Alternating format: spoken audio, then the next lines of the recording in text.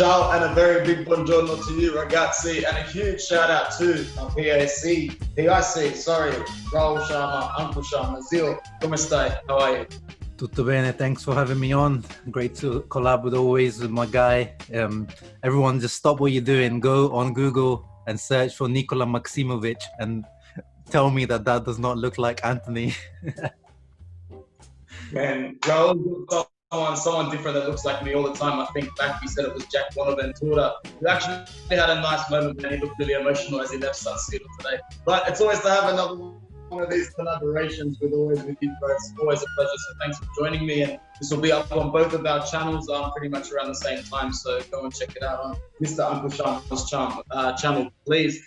We were gonna have this real positive preview for Getafe, but it's just like we were all positive after Atalanta. We beat them 2-0. Granted, Ilicic wasn't there, and they've had to take it down a notch a little bit in terms of motivation the last 3 or 4 days. Mm-hmm. But Antonio Conte was having absolutely none of that, bro. Absolutely none of that. But I'll let you start off, man. What was your reaction to Antonio Conte's post-match interview, bro? Well, as you said, we're all, especially, I'm quite satisfied with that performance in terms of the whole Serie A season. Yeah, finishing second, best defense, second best attack, least losses in the league. And then, I'm expecting Conte to be like, well done to the guys, great year. And this guy goes on an absolute rant. I've never seen anything like this. We know Conte likes to go on a rant, but I've never seen anything like this, attacking the board outright, not even willy-nilling around it, straight up attacking the board. He said, I have no protection. The players have no protection. Calling out the issue that we've been having with the mole. And I'm just like, whoa, what is happening here? But what was do you think his comments were justified, or you think he's a bit over the top? I think it's a real over the top way of trying to say, I've proven to you that I can get the results with the resources you've given me. Now back me or else. And I'm like, bro, there's no need for that. Why can't we just bury the hatchet of this awesome 2-0 win against a side who isn't a relegation side, isn't a mid-table side, isn't even a top 6 side. This is probably the best side in Italy this season. The table will say that they're the 3rd best side in Italy this season. But ask anybody who watches Serie A regularly and they will say Atalanta, for the longest period of time, had the best style of football in Italy this season, which returned the best looking results. And we beat them 2-0 in Bergamo, which isn't easy to do. Fans started off Conte-esque, blitzed them in the opening 30 minutes, went to halftime comfortable. Yeah, we took the brakes off a little in the second half, but I actually think it was one of those games where the opponent had possession but never really looked too threatening at the same time. Yeah. And granted, in the last match of the season, you don't really expect teams to have that extra boost of energy in the last 15 minutes. And that's what we were happy to do, and we played out that result. Conte looked really happy with Gasperini at the end of the day, having just a little, amigo handshake at the end. What's going on, brother? And then all hell just seemed to break loose afterwards. I've got no protection. I've read that some fans think it's all just, it's all just a big act in order to defer the media or anything. But to me, it just plays right in their hands, because tomorrow we could have woken up to headlines, or today for you, whatever. You could have woken up to headlines, a positive Inter. Not that any media likes to praise Inter, but still, now it's just all going to be negative, and it's all going to be on Conte. And what happens next, I guess the show goes on, the TV show goes on, right? Yeah.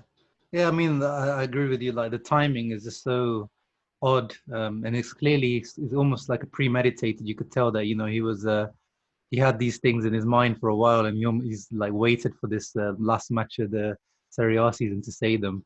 And very odd timing. You don't need to air out the club's problems in such a public manner. You can solve these things privately. I know that the president hasn't been able to make his way to Italy because obviously the pandemic and everything. So, just be patient. Don't kick up a fuss like a little baby, in front of everyone. And as you said, the papers could have been talking about positive Inter finishing second, but now they're going to be talking about Conte and, fractions between the directors and the board, and very odd timing. But at the same time, I feel like this is going to bring the dressing room together because he's backed the players publicly now. He said, like, you've been bashing these players the whole season, no protection. Getafe, big matches coming now, a chance for our real first European trophy in a long, long time. And, I feel like this is going to bring the players together. They're going to be like, I want to play for this guy. He's protecting me against everyone. If that's his strategy, then I'm all for it. I'm all behind it. And you know what? He's shown that he can get the best out of these players, not just the players that are in the spotlight for all the right reasons financially and statistically. I'm talking about the players like D'Ambrosio, who's just grabbed 2 and 2, like Ashley Young, 35 years of age, playing like his prime 27. And, at the end of the day, you got players like Victor Moses coming on and showing that 12 million is a bargain to redeem, but Antonio Candreva might deserve to be ahead of him because he plays under his skin, under Conte. It's a good problem to finally bloody have, you know what I mean, man? And I like that we're going to Getafe with a squad of players who'll be itching to get on that pitch and give it 110%. I really do hope it shows. I really do, Getafe, hope it shows. So is that where we're going to leave it for Conte? We might as well move on to the game against the Spanish side, right? Yeah, definitely. Let's get the views of the viewers. Comment below what your thoughts were on that Conte rant. Are you happy about that, or you just completely think like the guys are out of order? Yeah. Well, let's look ahead to Getafe. So it's going to be tough, man. It's not going to be easy. But the thing that I'm taking into this one with confidence is that they didn't actually finish their La Liga campaign very well. They didn't win 4 out of the last 6 games. I know that they dropped points 4 out of the last 6 games, despite having a good season overall for a club of their caliber. They played some good football. They're in the Europa League round of 16 for a reason. But in terms of players that pose a threat, I don't necessarily think they are players that our defenders will not be able to handle on the attack. And defensively, I've just done a little bit of looking at their last 3 or 4 games in La Liga video-wise, but there's nothing I don't think our boys can handle. They actually play a little bit similar to us up top. They've got 2 target men a lot of the time, but they do a little bit more moving in and out of defenders than your average target men will. Once again, I don't think it's going to be a problem for us, provided we line up with a very, very good side, and we're going to have form on our side. Not just form, but just regular team coherency on our side. That's going to play a huge factor because it's only one game, it's only one leg. So let's just get the job done. So before I look at some team news and lineups, what are your thoughts going into the initial thoughts? Are you confident? Yeah, I'm confident, more than confident than I was. If we had to play them back in March, when we first originally had to play them, they were in a really good patch of form. They were one of the standout performers in the La Liga. They were like, the kind of like Hellas Verona, kind of a surprise package for the Spanish league. They were playing this, really old school 4-4-2, defending deep, and the defense was like supposed to be one of the best in the La Liga. But yeah, after they came back from this COVID break, they've not been anywhere near as good. So yeah, and as you said, there's no real standout individual talent. They've got, I think their top scorer is Mata, but I think he's only got like 11 goals or something. So nothing stand out. So they don't really score much goals. They don't really concede too much as well. But we do struggle against these kind of 4-4-2 low block type of teams. So it's not going to be, I don't think, an easy to break them down. But yeah, I'm not really too scared.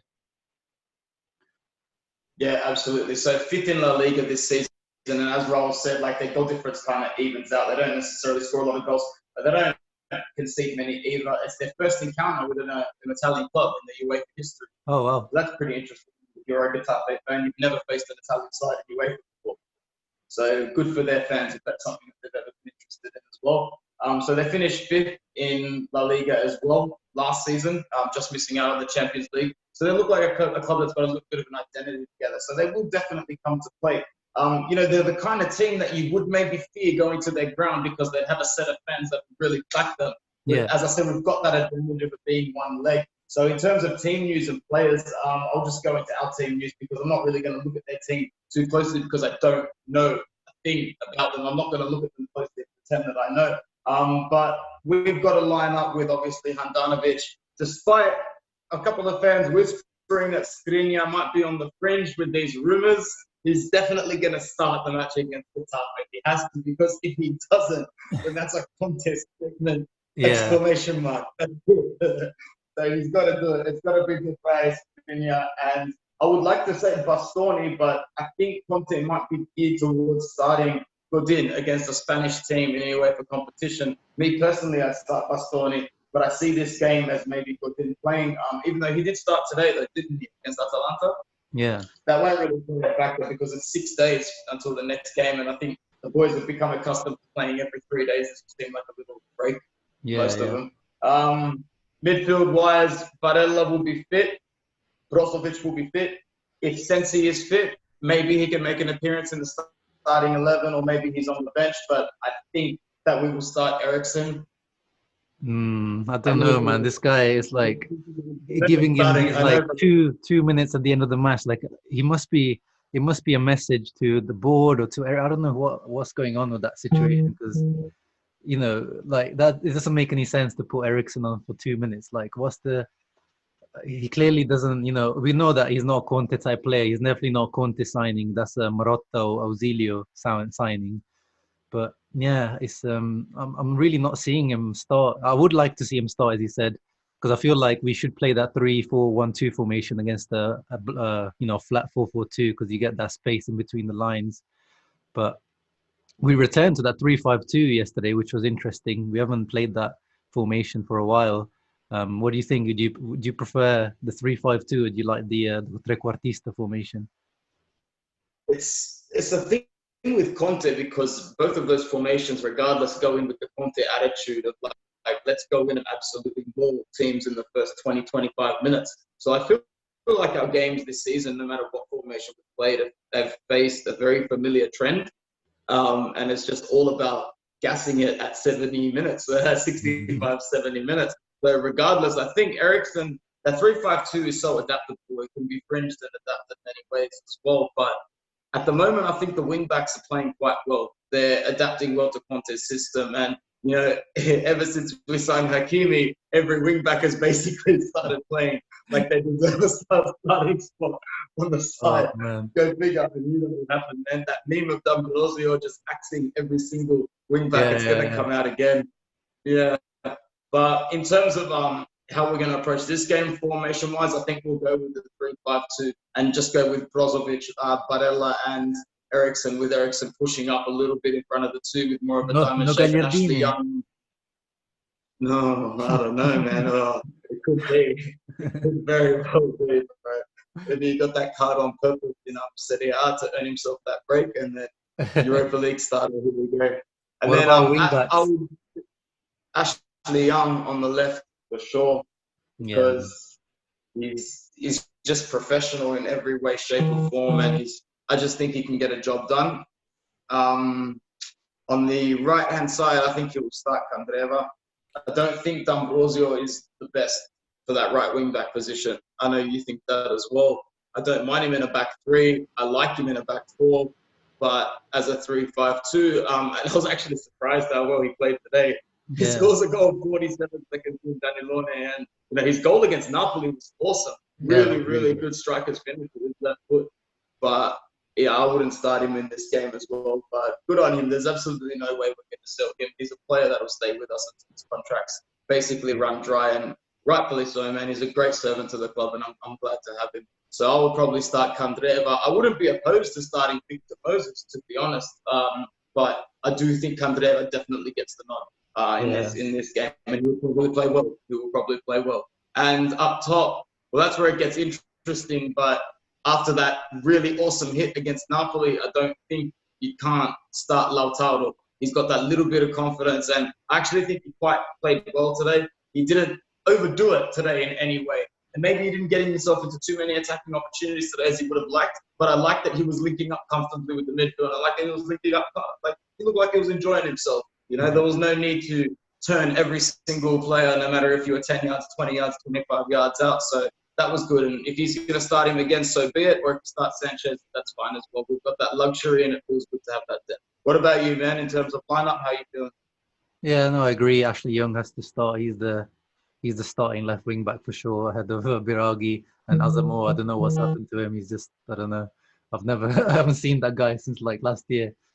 Right wing back. I would like to see Moses starting, but we know that Candreva is a Antonio Conte favorite.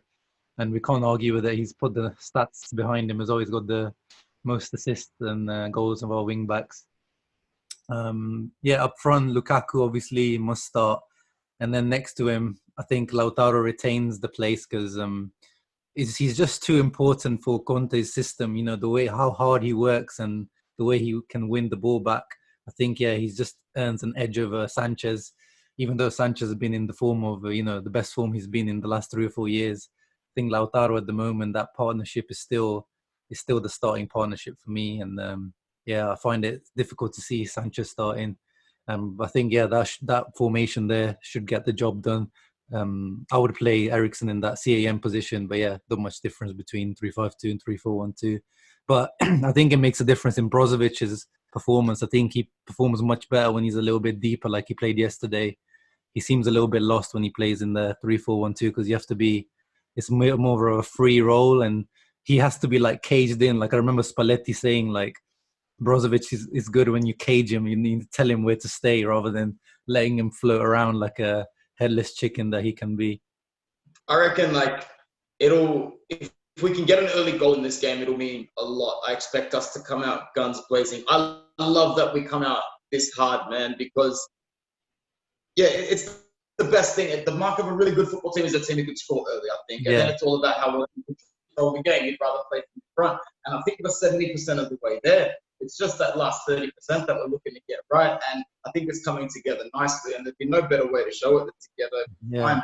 So we're definitely some of the favourites in the competition, aren't we? I think, apart from us, only I think Man United are the bookies favour Man United, and I think we're second favourite. So we've got no excuses. The teams left in there, we're better than all the teams left in there, like Leverkusen or I can't remember which other teams, the Roma.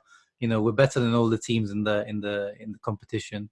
So no excuses anymore.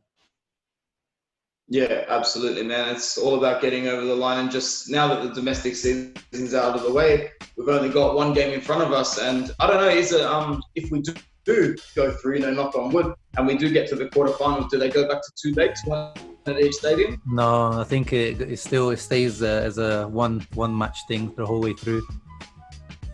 Wow, so we're potentially 4 victories away from winning a European trophy under Conte. If that doesn't motivate him and the boys, I don't know what will, because that's right there for the taking, G. Yeah, I hope they release that third kit in time for this as well, because that third kit is like proper throwback for UEFA Cup winning team.